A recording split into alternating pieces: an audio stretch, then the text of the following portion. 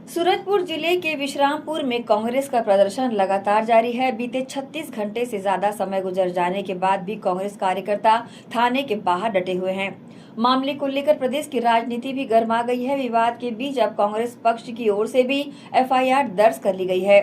कांग्रेस नेता नरेंद्र जैन की पत्नी द्वारा दिए गए आवेदन के आधार पर पुलिस ने मामला दर्ज किया है। प्रदर्शन खत्म कराने के लिए प्रशासन और कांग्रेस नेताओं के बीच बातचीत हुई, लेकिन अब तक सभी मांगों पर सहमति नहीं बन सकी है। आमरण अनशन पर बैठे वरिष्ठ कांग्रेस नेता टी सिंहदेव ने पूरे मामले को प्रशासनिक तंत्र की नाकामी बताया। उन्होंने कहा कि हालात जिस तरह बिगड़े हैं वह कार्यपालिका की विफलता को दर्शाता है।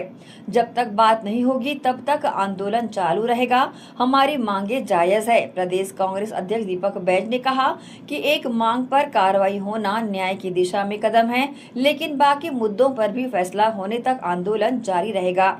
धरना स्थल पर टी सिंहदेव और दीपक बैज आमरण अनशन पर बैठे हुए हैं। वहीं कांग्रेस के 5 कार्यकर्ता क्रमिक भूख हड़ताल पर कर रहे हैं।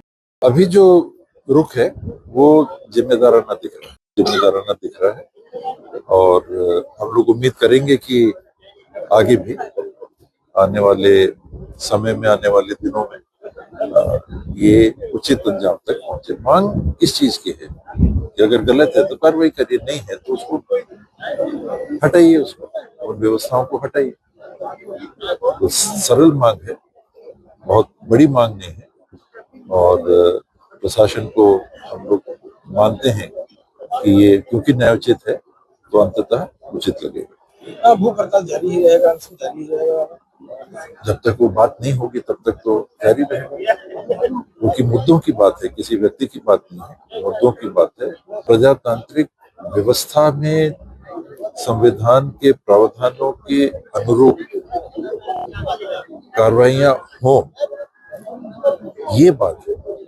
जब संविधान बना उसी समय अम्बेडकर जी ने ये कहा था, वो बहुत ज्यादा मजबूत होती है, उसमें बहुत ताकत होती है, वो बहुत कुछ भी कर सकते हैं।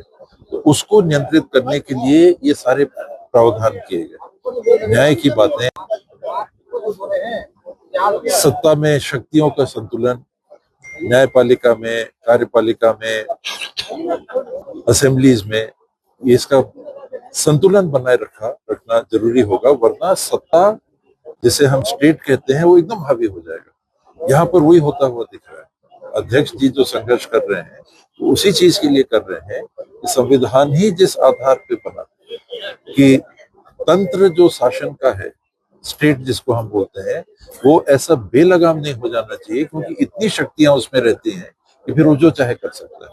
कहीं ना कहीं मानते हैं न्यायपालिका की फेलियर थी जो आज कांग्रेस को ये न्यायपालिका तक तो बात अभी नहीं गई है। कार्यपालिका यानी जो एग्जीक्यूटिव है, जो अधिकारियों के बीच की बात। अभी रात लगभग 12:17 हुआ है।